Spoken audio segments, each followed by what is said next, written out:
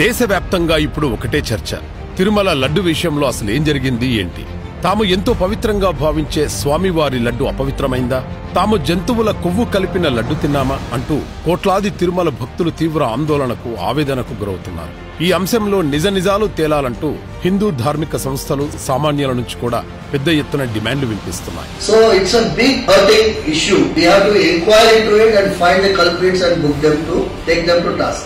ఈ నేపథ్యంలో ఆంధ్రప్రదేశ్ ప్రభుత్వం ప్రత్యేక దర్యాప్తు బృందం సీట్ ను ఏర్పాటు చేసింది. సీట్ చీఫ్ గా గుంటూరు రేంజ్ ఐజీ సర్వశ్రేష్ఠ త్రిపాఠిని నియమించింది. మరోవైపు ఈ పాపానికి మూల కారణమైన జగన్ కూడా తనకేమీ తెలియదన్నట్టు ఈ విషయంలో విచారణ జరిపించాలని కోరుతూ దేశ ప్రధాని మోదీకి లేఖ రాశారు. అయితే ఆ లేఖలో అన్ని అబద్దాలే ఉన్నాయంటున్నారు భక్తులు.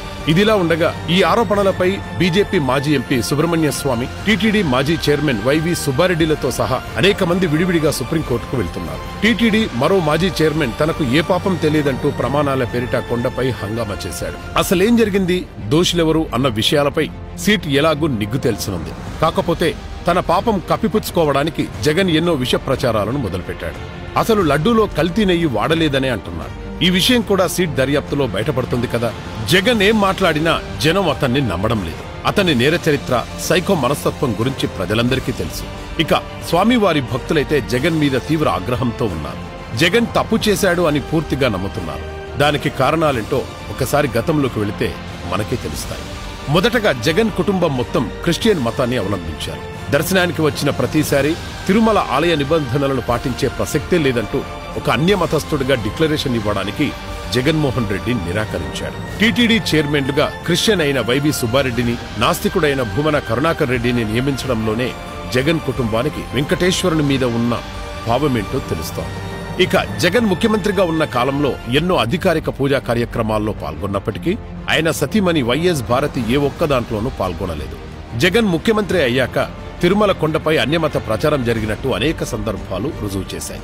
టీటీడీ అధికారిక వెబ్సైట్లోని సంకీర్తనల్లో అన్యమత దైవాన్ని స్తుతించే పాటలు వినిపించాయి. పంచాంగం లింకులో యేసయ్య నామం కనిపించింది. టీటీడీ సప్తగిరి మాసపత్రికలో రామాయణ వక్రీకరణ జరిగింది. అంతేకాదు, టీటీడీని రాజకీయ పునరావాస కేంద్రంగా మార్చి నేరస్తులను పాలక మండలి సభ్యులుగా నియమించాడు.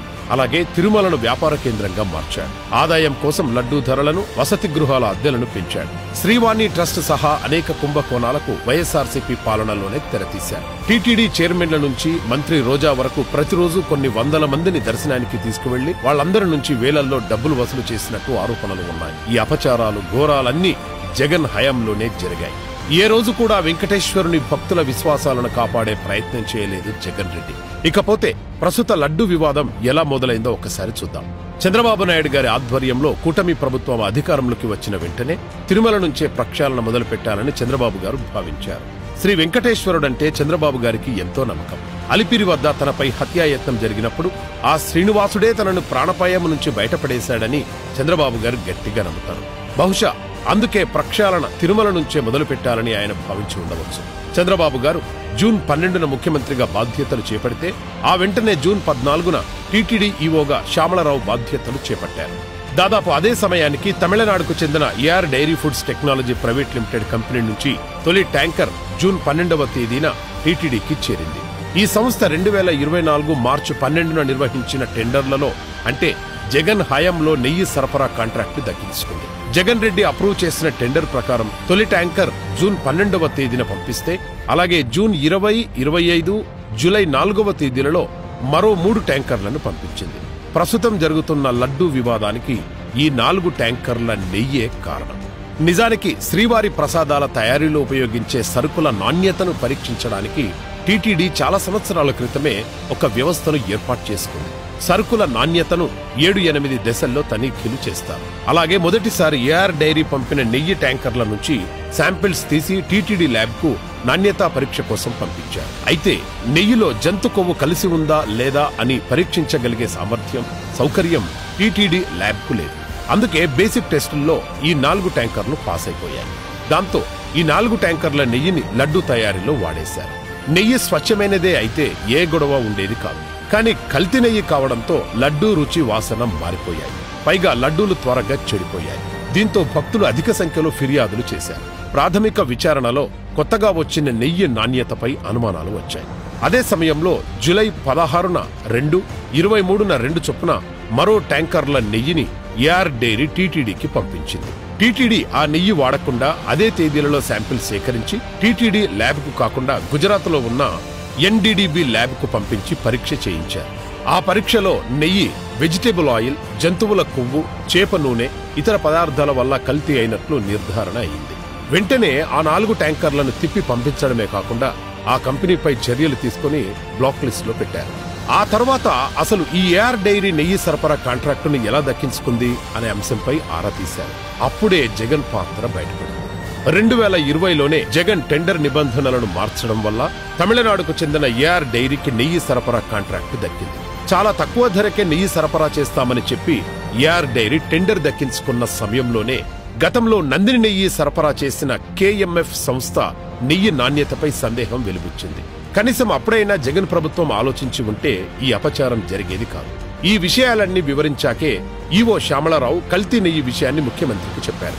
వెంటనే చంద్రబాబు గారు ఈ విషయాన్ని బయటపెట్టడంతో ఇది దేశవ్యాప్తంగా సంచలనమైంది. వెంటనే కేంద్రం కల్పించుకొని శ్రీ వెంకటేశ్వర స్వామి వారి లడ్డూ ప్రసాదం తయారీకి నెయ్యి సరఫరా చేసిన 4 కంపెనీలకు చెందిన నెయ్యి నమూనాలను సేకరించింది. వాటి నాణ్యతపై పరీక్షలు నిర్వహించింది. వాటిలో తిరుమలకు నెయ్యి సరఫరా చేసిన 3 కంపెనీలు సరైన ప్రమాణాలు పాటించినట్లు కేంద్ర ప్రభుత్వ ఆరోగ్య శాఖ గుర్తించింది. అయితే తమిళనాడుకు చెందిన ఏఆర్ కంపెనీ మాత్రం నెయ్యి నాణ్యతా పరీక్షల్లో ఫెయిల్ అయింది. దీంతో ఆ కంపెనీకి food standard safety authority of India show cause నోటీసులు జారీ చేసింది. అంటే ఏఆర్ డైరీ నెయ్యి కల్తీదని, ఆ నెయ్యి తయారీకి జంతు కొవ్వు వాడారన్నది పచ్చి నిజం. ఆ సంస్థ పంపిన మొదటి 4 ట్యాంకర్ల నెయ్యిని లడ్డూ తయారీకి వాడారన్నది కూడా నిజం.